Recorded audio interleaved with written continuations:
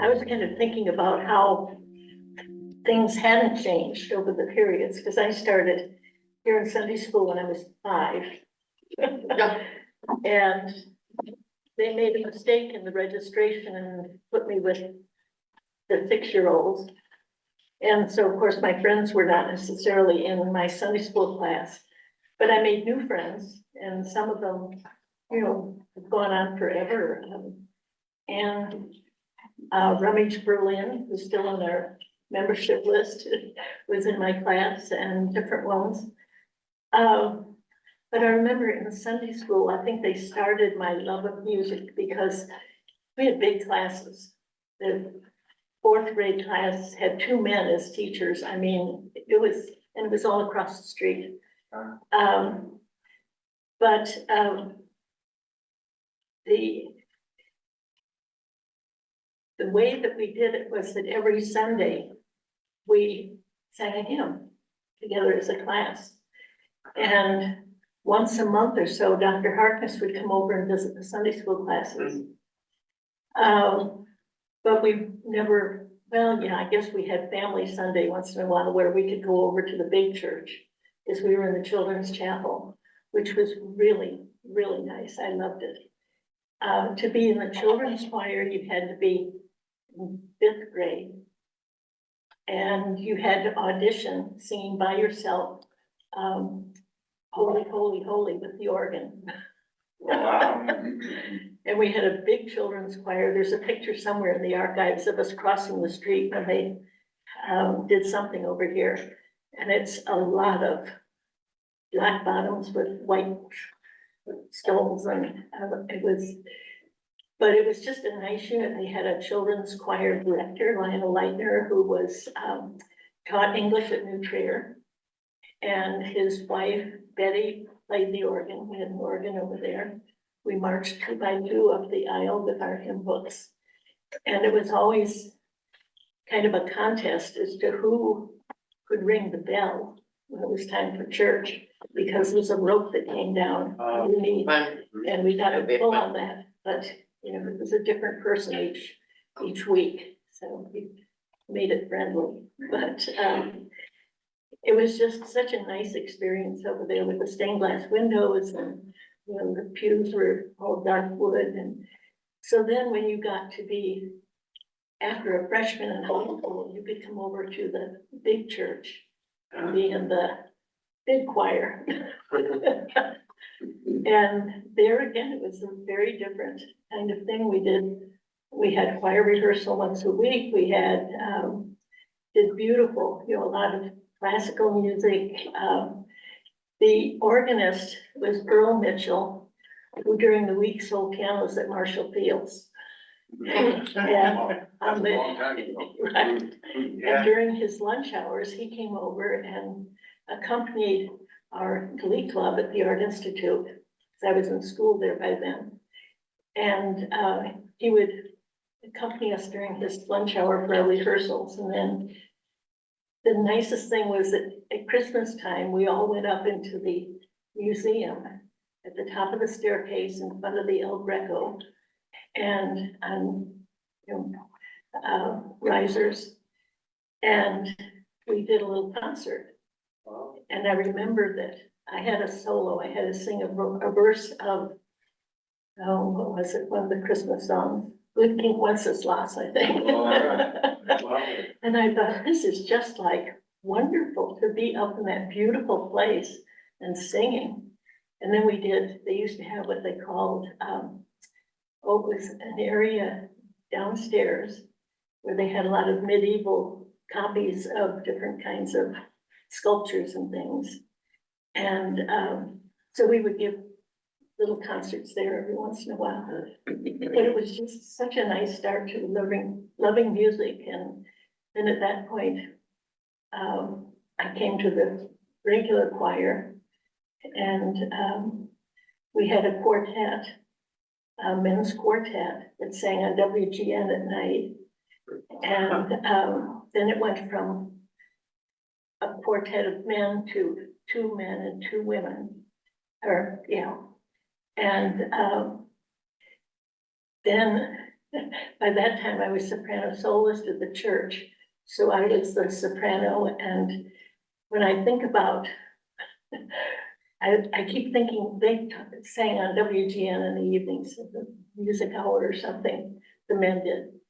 But I thought we can never be a quartet that's promoted in something because our names were Snodgrass, Dunkelberger, Scheibe, and Williams. And I thought, I don't fit, I'll have to change my name. So we had lots of good times in the choir going through, but I know as we changed pastor to pastor, I mean, when I arrived with Sam Harkness, and he was kind of a foreboding looking person, and he was in charge and everyone knew it. And they had a board of trustees that were all elderly men. And they may have had ideas about things, but they never got to say anything because he made the rules. Yeah, So, read the history books, the two history books, and the first one I think is This one. yes, that's the Remember Rejoice. and we do. This one here. 1874 to 1974. Both are interesting, but really the first one is the most interesting, and it tells about the different, kind of follows the different pastors Mhm, through the history of the church. It's almost based on, that's the way it's kind of organized, and mhm, interesting to see how things change. But one thing that's been consistent is that music, I think this is true for all churches, but music in Winnetka Congregational Church has been mhm, well-funded, well provided for, mhm, I think consistently, mhm. throughout its history. And still till to today, I mean, I still think there's no church I've served that did music better. Hmm, thank you. And that's speaking a lot, especially, the Winnetka Church, and even the one in Tupelo had an outstanding music program. But, so one thing about worship we talked about last week was the order of worship that came from the early church, remember? And, there is a basic flow of worship that even the least, what we would say ritualistic church basically follows typically. Now, there are people who break the rules, but mostly not. And that flow is a gathering of the people of God to the body of Christ, praising and thanking God. Usually the first hymn is a reflection of that praiseful, thankful hymn. Even in Lent, there's case, we may not do the Alleluias, but we will still praise God in that first hymn. Then there's the service of the word, the reading of scriptures. Remember in the ancient church, they read from the Old Testament, and the church at 150, when we had that apologist piece I read last week, they still really focus on readings from the Old Testament, readings from Paul, and the Gospels were formed by 150. They were probably using many of the Gospels. And then proclamation of the word by the pastor. And then after that, the response to the word. And the response to the word, it usually includes a pastoral prayer and the offering. What are we going to go do now that we've heard God's word? How is our response going to be? And giving is a part of that. It was essential, and remember that document said that they gave money in collection as they were able to provide for the poor and the needy and the wayfaring strangers. And then there's the sending forth. And usually the closing hymn is a very big piece of that. So I think if you look at all the services, which we've got some to do, you're going to see that constant flow. And I think I said last week, one thing that church that we were going to in Glen Ellen that I don't like is that they kind of break that. They put the pastoral prayer in front of the sermon. They also have the collection before, which is highly unusual for the collection. I've known churches to do the pastoral prayer before, but the collection, it just seems way out of place to me. But people like to focus on the sermon. When the sermon's done, they're ready to leave. So I think they're kind of honoring that in their church. And they do everything really well. All parts are done beautifully. Glen Ellen. But it's breaking that traditional flow. Even a revival will follow that basic thing, praise, an opening prayer maybe, and sermon, long sermon, and hymns afterwards, and maybe a prayer. If you look.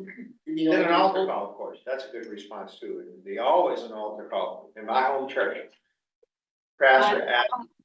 Of those, that each portion is manifested has changed a lot. We don't do the doxology anymore.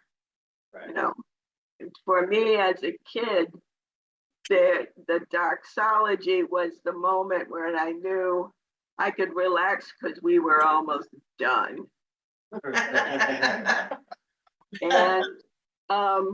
And then there's the procession and recession of the choir. And that to me was a big deal too. And we don't do that anymore. There's a feeling, a ceremonial reverence in a sense, when the choir and the pastors would come in and then leave, that we don't have now. And so, and to the good is my feeling on that. But as a child and as an adult, responding to how each of these steps in the service are manifested, to me, has changed dramatically. Another one was the confession of sins. My mother got so pissed off about having to confess her sins every week because it was really heavy-handed back in the 60s. She just wouldn't participate in that part. I'm with your mother. It was required or encouraged? Service. Strongly encouraged. Part of the service? Well, this is liturgy, of course, and confession of sins. Oh, the liturgy, one like, hey, this week, I ate too much and I'm being gluttonous this week, would be like that. Personally, in your church, ours was just the routine. Wasn't that originally one of the certain number of sacraments that one had to do to get to heaven? The Catholic Church, you had. Baptism, confession, yeah. Oh, you have to do confession. You couldn't take the Eucharist unless you done it. And keep in mind, the Eucharist was normative to have the Eucharist every week. Oh, yes. In the early church, and it was sometimes associated by a love feast as well as the special bread being blessed. Which is kind of our fellowship after worship. Mm. We can say that's the love feast, right? Yeah. I was asked to talk about what I remember, Please. and we moved to Winnetka in about 1976. And I think we joined this church a year later. I was raised an Episcopalian and Andy was raised a Methodist. And he didn't like the idea of getting up and down and kneeling a whole lot. So we were looked at a Presbyterian church and we didn't really much care for that. And we were told by a friend to come here and listen to Paul Allen.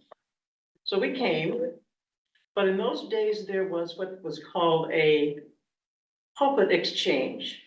And that day he was preaching at Christ Church, pulpit exchange.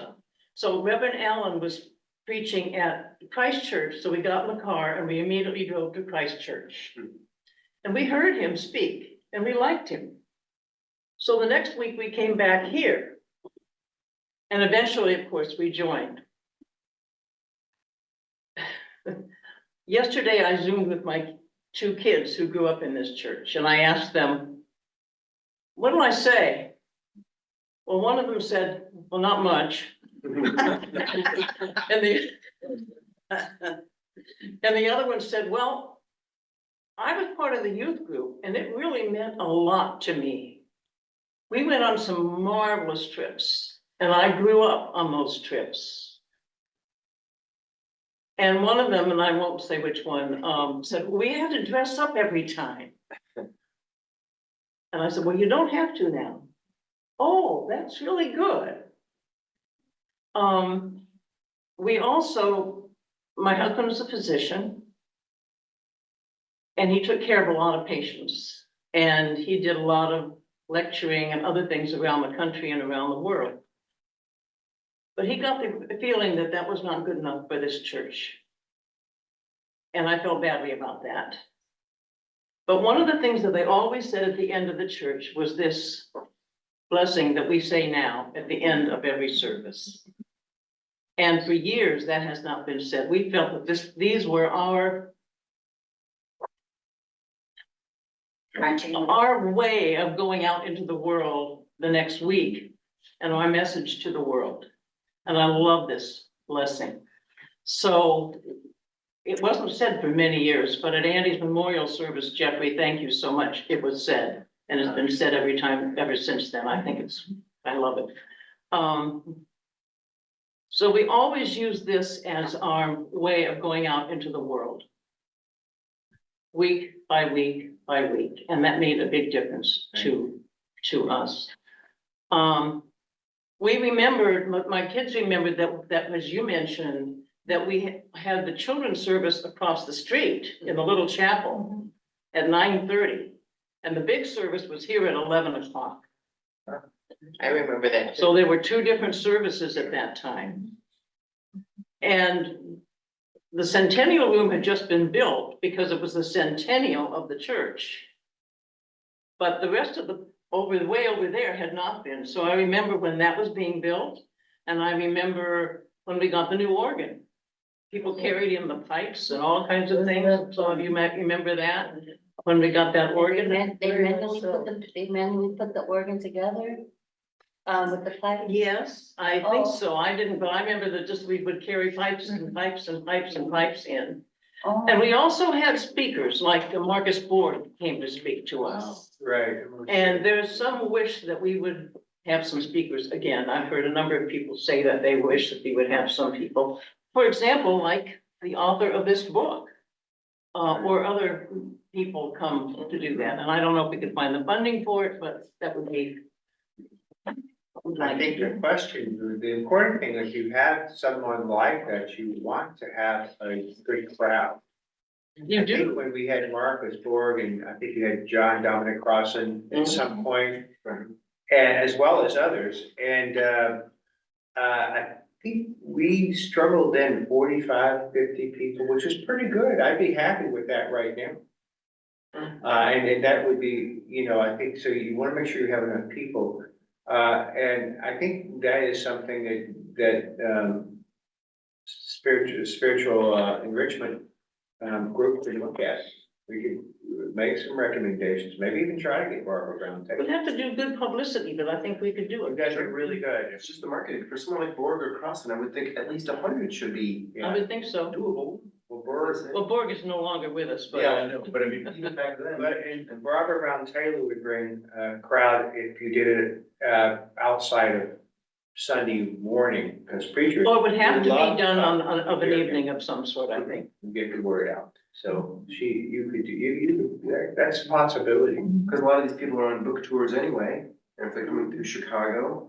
And Well, no. what we did less than a year ago, a Southside preacher, Wheeler Parker, had just published his memoir about the visit to Mississippi Till. to see his cousins with Emmett Till. And that was a Monday or Tuesday night here, And there at were least 110 people. Well, you get the book stall involved and they really. Books don't provide hundreds of books. Yeah, to be sold Yeah, out. the book stall we did a lot of that with the book stall, because I was the one relating to them and connecting, and we had majors, comments and Tom Brokaw, he was one of the great. Tom Brokaw, No, he died, newscaster, major ABC News. Peter Jennings. Peter Jennings. No, Peter Jennings. I So, forget who it was, but he died later, but he had a book he produced, and we had Madeline Albright come. yeah, I was there and she signed the book. Right. I remember when Jimmy Carter came, Yeah, the book stall, but that wasn't at the church. that was there. Yeah, so I think it's something we ought to look at. Maybe Barbara Brown Taylor's a good choice, because I know her. I mean, I know she remembers me very well, but. Yeah, she's gonna be on the road anyway. Yeah. I know maybe. it alone, but. Maybe Yes. she's the best. And maybe let's go off the book stall, because they try to bring in authors whenever possible. They sell And if it. it's a, I've talked to them since I've been here and asked them, so do you have anyone, and mentioned someone, so, oh no, that person's not available, and we've already tried. And then they had some other people. I was at that an event keep on us in Monday, mind. and I heard Ibu Patel speak, and the bookstall was there. but he spoke at the book stall? No, it was at an event downtown. Right. I see. Right, but I think we gotta come back to the topic of worship, but I do appreciate that as something for us to talk about. Yeah. I would wanted to come back to the piece that Junior shared with me, because evidently, I mean, our son David was in youth group with Junior's son. And evidently Bill Robinson, before they would finish on Sundays, would gather them into a circle, and they would all repeat this together before they left. And when we visited David in the hospital, and Angie and I have been trying to think how we were gonna put together a memorial service when the time came, and thank goodness he said, I've been planning my memorial service. And he said, of course, he said, I went, and then he repeated it from the hospital bed. He remembered it from youth group. Yeah. And he said, I want that at a memorial service. And Carl said the same thing yesterday. Really? He's not planning his memorial service, but he said, this meant a lot to me. Mhm. This meant a lot to me. One, because I knew the service was almost over, but also because it just stayed with me. Powerful. But Yes, very Jeffrey has powerful. started having it at the On end their of own the people. service, which I think is wonderful. But it was just, you know, it meant so much to those kids. It was a big youth group, but they weren't all from our church. David got to be friends with a couple who were Catholic, and a couple from Christ Church, Episcopalian, and assorted young people, and Bill Robinson, who was the youth director at the time, gave us all sorts of things to put up at David's memorial service. And one of them was this huge picture of them in Mexico with this place they had built.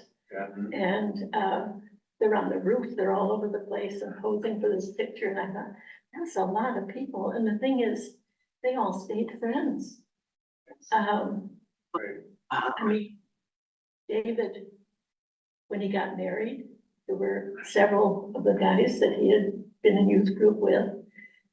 They all kind of bought little houses somewhere in the area. They all had a dog. They would meet at the dog park on Saturdays. They all got married. They all had at least one kid. And they're still good friends. And the week after the 1 year anniversary of David's passing, Angie had them all over for a barbecue picnic in the backyard. And they came, and their wives came, and the kids came, and it was, I mean, this was just this last year. It was wonderful. And it was funny because I was leaving, and I looked back, and they're all out in the front yard. And the guys all called me Mom Carvel. Yeah. Because we all got to be good friends with the kids and everything. So, One of their daughters invited David to be her whatever at the prom. She goes to school in Libertyville. So it's just, yeah. From so that time on, it liturgy was is a tight very group. important. I'm, Can't underestimate, liturgy can be very powerful mhm, in the life of people. sure. And that rotation of that movement of worship is meant to shape us as the dispositions of our faith within us that we live out of. Worship shapes us, and so how we shape worship matters. Some people find ritual will say, well, it's just rote. And I really, I've heard people talk when they come from the Catholic Church, say, well, I just got tired of the roteness of it all. I just felt like it was a lot of words that didn't have any meaning. And I wonder what people's experience of ritual are in this church. What parts of the ritual mean something to you, or are there parts that just feel rote or not meaningful for you? I think for me, the pastoral sermon, or the pastoral prayer at the beginning is really, really important. And I think also the closing right now is important, but also the music. I think the music, well, it depends upon what the music is, but I think the music can either be horrible and just detracting, but it also can, if it's the right music, can really lift you and really bring you into the whole spirit of what's happening. Oh, absolutely. I mean, singing can do more what the words themselves just can't do by adding that emotion. But I think sometimes we get stuck with the words, Mhm. and it's not the words. I mean, I think there's a focus on the words, and I think it's more than the words, it's the music itself. It's because it's a non-verbal language. It's prime. Well, I mean, you know, it moves you in a way that the language cannot do. well, in a church like ours, which is more upper middle class, culturally speaking, American, we're big into words, we're big into our heads. The music carries the brunt of the weight of the emotional pull of the service, and you remember the music because it has emotional impact on you like nothing else, but maybe the sermon. The sermon. But in some traditions, the sermon is said with a lot of emotions, and it stirs people, the emotional connection. But so do, maybe a more charismatic church. There's movement that stirs people. So there's we rely very heavily upon the music to do something. And I think that's the reason why we invest in it, a great deal of time and energy and money.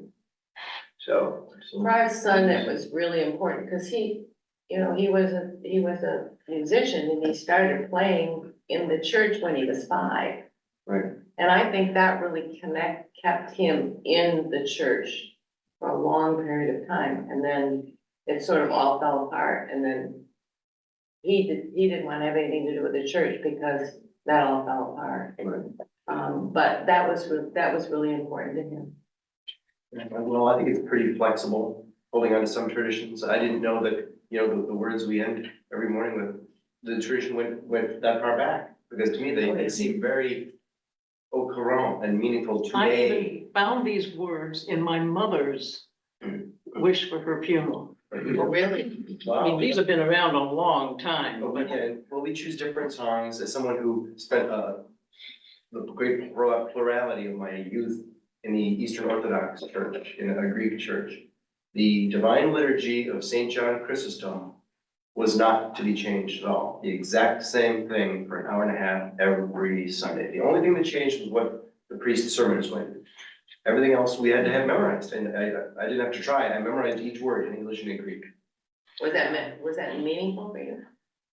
It stuck with me, and the singing helped, because I could say these things and everything had to be done in triplicate. One's for the Father, one's for the Son, one's for the Holy Spirit, in English and in Greek. But singing it, you could say, Holy God, Holy Mighty, Holy Immortal, have mercy on us. But when you sing that slowly and loudly in Greek, of course, yeah, it affects your heart. Did that change with the seasons?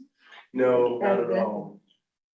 Interesting. Yeah. Because the Lutheran liturgy, the Church of Sweden's liturgy is what I grew up with at Concordia Lutheran Church during the 30s. We still had afternoon services preached in Swedish. Mhm. My mother played for both services, so I remember them.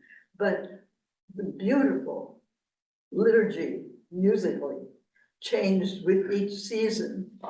And when I was living in Sweden, I was lucked out to be able to sing in the St. Jacob's choir. So I knew the music from childhood. I just sang it in Swedish. But that liturgy is now lost in America. But you go to Sweden and you listen to this marvelous, they just go all over, but from the 16th century. Well, where And boy, I miss it. that part north, the Four Seasons feel quite different, I guess, compared to in Greece, where, everything is kind of the same. Yeah. Every season was different. Greece has such wonderful weather, but I remember one thing about I've done 2 weddings with Greek Orthodox priests. The first one I did was in this church, from someone who came to this church at the time, and her husband was Greek Orthodox. And I remember the priests said everything. The congregation did only part of the Lord's Prayer. Really? And even in the wedding, couple doesn't say anything. It's all, there's movement, there's a little dance that's done. Walked around the altar. Walk around the altar, right, with the crowns and the, moving the crowns back and forth, and the best man and maid of honor have a big Oh, yeah. deal they do. And I didn't get to speak until the service was basically over. Did the priest also say, look on the crowd, no applause, we're here for God, more than even this couple. So it's different, you know, the beautiful thing about Greek Orthodox has been that they have this sense of the risen Christ, the cosmic Christ. There is a strong sense of a comprehensive view of God that's very big, and of Jesus is very big. They talk about the humanity, but really the divinity is often very big. That's going Sure. popular around the world now. They're saying that God isn't existent now, and they're seeing disasters and things like that, and the churches are doing a celebration of it, and I'm like, that's good, that they're seeing evidence of God. You know, maybe they didn't see it, and now someone has actually shown it to them. And now they're integrating, trying to get the churches to be reformed and everything under Christianity, which is good. Right. I think it's nice. And that God, there's a, you know, Matthew Fox, who's an alternative view, is really big, and he's got a whole book on the cosmic Christ and how we've lost the sense of the God who, Christ whose body holds together the universe. This is in Colossians, the book of Colossians.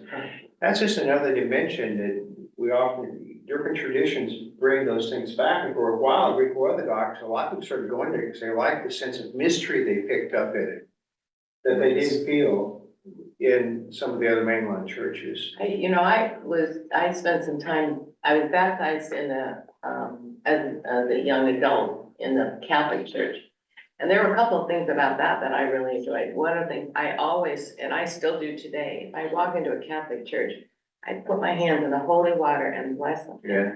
And there's something really powerful about that water and that blessing that I miss having in our church. And the other thing was the ability to go and pray and light the candles. And I remember when we were, a couple of years ago, we had a friend who had a major heart problem. And I went into that, oh no, it was Tom Makaitis. Had made, what did he have? He had a heart attack, didn't he? Did you remember what it? I don't remember what it was, but anyway. Yeah. I went into the little church, the little Catholic church on Beaver Island, put my little money in, my 50 cents in, and got the candle and lit that candle and spent time praying over him. And that was very powerful. And then I told Tom about it, and he said that really made a difference to him. So there's something about that. So some of these traditions, Ritual things that you like, WCC, and we have done the baptism, when I was here before, we put the baptismal font, one lint at the back, and it was there symbolically, and most people didn't know to do this, but some of us did. And it's powerful, and the candles are powerful. We do that during the memorial, where we remember people's names who's died. Oh, yeah, that's But- very cool. But I did the same thing in Rome. My dad had 3 heart attacks total. I went back after I was in sabbatical in Assisi, and I remember every church I went into, I lit a candle for my dad. He had 2 heart attacks at that point. And people in my church who I knew were struggling because I wasn't going to be a pastor for 2 months. I was 2-3 months. And it was nice. It's very powerful to be able to have some way to still feel connected to people you love. All of these things that we're talking about, at their core and their essence, they're designed to raise the vibration and establish a connection through the raising of the vibration, be it above our daily due level of interaction. And there are different ways of doing it. So that's why different rituals come into effect. Why in some churches, the ministers or priests want to take control of how that vibration works. And in other churches, the lay organizations or the choir or the attendees get to participate in raising the vibration. And I think there are lots of different powerful ways to do it. And some people respond to doing that by doing the same thing every week at the same point in the service. And other people need variety in order to get to a level of vibration that is meaningful for them. And so, in essence, there isn't any one answer, because as you see in all these different examples, some of them are very personal in terms of what impacts you. There are sacred cows in every church that a pastor, it's like you're walking into a dark room, you don't know where the furniture is. And you gotta figure out when you first get there, okay, where's some of this furniture? I don't wanna bump into it. And in worship especially, there are certain things that really mean a lot to people, and you've gotta be very careful to honor that. But change and newness is also part of the joy of it. So I'm gonna have to go in a second because I'm preaching today and got the service to go. But I wanted, two things you may want to talk about is how has preaching changed over your experience here? Because preaching has certainly changed in style over time. And the other thing is what parts of the worship service are maybe a sacred cow for you or are really deeply important for you, and what parts of the service you go, oh, I'm just kind of distracted. Above and beyond the sermon and how we are in the community. That was one of the things in reading the book. It's like every 25 or 50 years, there's kind of a crisis in the church. And they have to reassess who they are and where they are in relation to the world. One of the biggest ones that was pointed out was when, just before Paul Allen arrived, apparently there was a crisis of identity, Yep. church. And I think that's probably part of the reason he is so revered, aside from the fact that he probably gave a wonderful sermon, that he was able to kind of pull the church family back together and make them relevant to the community again. He drew a lot more people Mhm. in. We do a lot, tons of people, yeah. Paul Allen was right. Nothing So when he other- got up to speak, he had something to say. Yeah. Listen, And his There are sermons were stronger printed. speakers. His sermons were printed out, and I still have kept those Right. Paul Allen sermons. oh, they're all Yes. written down in We've the got archives. multiple of them here, That's yes. great. And also the women's group there, he was the leader of the discussion. So we had him once a month during the week as well. Women's, what was that group Women's called? Society? Well, it was Women's Society, but it was a gathering of discussion with Paula Allen once a month. And I was a part of that with Loretta Spees and others.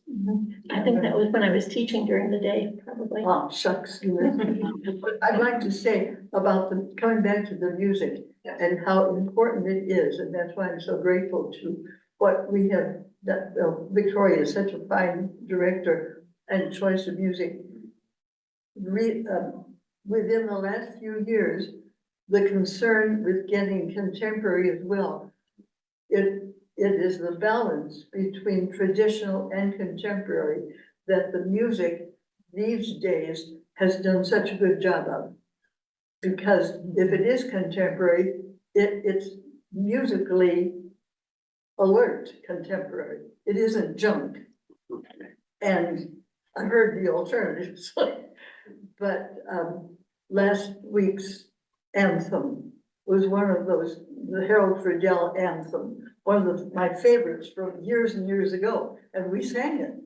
So there's something for everyone, because you can get into real arguments with people in the congregation about, I really hated that anthem.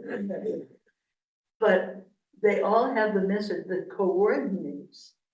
And the rhythm of where it's placed in the service has a lot to do with it too. Like the moving in and then moving out.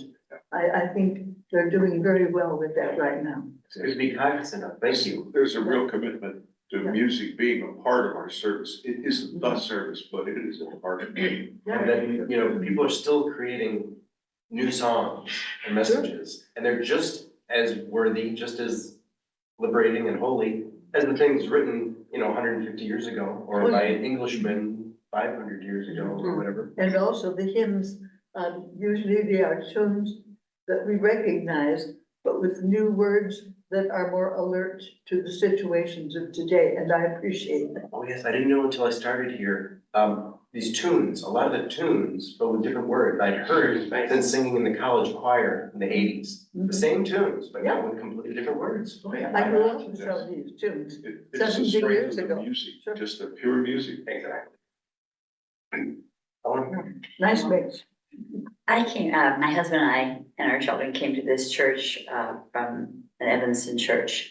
And, we were driving, when we lived in Wilmette, we were always driving back to the Evanston church. My husband was, chairman of the board there. It's a very liberal church, the Unitarian Church of Evanston. And, then we moved from Wilmette up to Kenilworth because we found a house we liked. And we thought, well, why are we always going backwards there? Why don't we become more a part of the North Shore? So we looked around and we enjoyed this church, the beautiful, the physical plant, the minister, Paul Allen.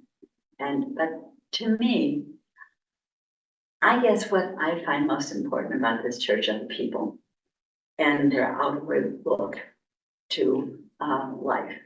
That it's not all about themselves and exactly their religion and their practice of their religion, but their outward look and living in a contemporary life and thinking about the general good of everybody and not just themselves. And I think we have met so many interesting people. And I think we just sort of floated through the service. I mean, I appreciate so many things, especially the music and the good sermons, but it's the people. It's the people that have meant so much to us and where they are taking their lives and the lives of other people. Eleanor, I was thinking about Paul Allen, I wonder if some of that what you're picking up was related also Paul's ability to really touch the broader community in his participation in the broader community. I think, at least my perception is, he was a leader, not just in this church, but in the community itself. So when there were events, they looked to Paul Allen, the whole community kind of looked to Paul Allen for guidance and leadership. So everybody in Winnetka knew him pretty well. Right. Well, see, I think that's what they were talking about in the church coming to parts of crisis. Right. And then their focus became outside of themselves. As what you're describing Paul Allen did and who he was. And that's what moved the church then coherently forward again. Yes. I think that's huge in the church. The church has always appealed to a broad base within the North Shore community, because it's not just one. Sure. I think- They're here to I preach to I us. think that, about these different topics from these different prophets from dating back so far over, I think they have a right to make their rounds and observe that they have done that. And that they have chosen ones that have a gift, that have a gift ability to speak on behalf of God, that they have been allowed to travel and that they still exist. And that no one can speak for them, and that they have made a round, and they said, no, they're wrong, and that they have done justice for others and made a breakthrough for them. And they're still on the battle, and they said that she's chosen, she can preach, she can come on my behalf, and I am Paul. And I will take her where she needs to be, and she will travel and flee and go where she needs to be to be said. So they can look for them. I believe they've traveled and made their Bowman and traveled some of these churches and saw a sighting of some people that have a, delicate message to speak on their behalf. Good point. Mhm. And what Alan was just asking, I'd love to hear other maybe anecdotes, what you remember, this theme of how sermons have changed or how they've stayed the same over the decades. Has anybody who's been here for more than a couple decades noticed that? Are you cognizant of how, you know, what the sermon is supposed to do? Has it become more liberal or more community-based thinking? I have some strong feelings about that. Please. I am very grateful for our present pastor's sermons. It's good to be able to hear all the words of the sermon. Yes. Yes. That's a good point. The message mustn't be about the pastor. It must be about the message. And our contact with people in the congregation and the scriptures and the theme of the scriptural day. My confirmation pastor, Carl Lindquist, had a rule. He never used the word I or me in the sermon. So I became aware of that. His sermons were marvelous. He ended up being the executive secretary of the Lutheran World Federation. That's the kind of man he was. Ours was the other. And when he came to Chicago on various worldwide missions, he always came to our church and came to dinner at our house. So I knew of his sermon approach.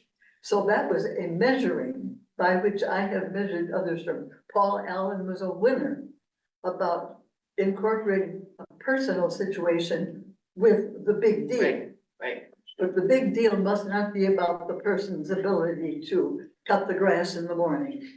I think there's a bit of change though from, it seems to me that there was a period of time where there was a preaching on the word. They would read scripture and the preaching would be on the scripture. And then there was a period of time where there was not that. It was a preaching that wasn't necessarily related to the scripture. The message was there. If there was personal involvement, it never took over the sermon. That's my point. And I think different people enjoy different styles of how a minister preaches. Sure, And I of think course. sometimes the personal became a metaphor for whatever the Thank you very much. No, I love, Patty bought a bunch of these books.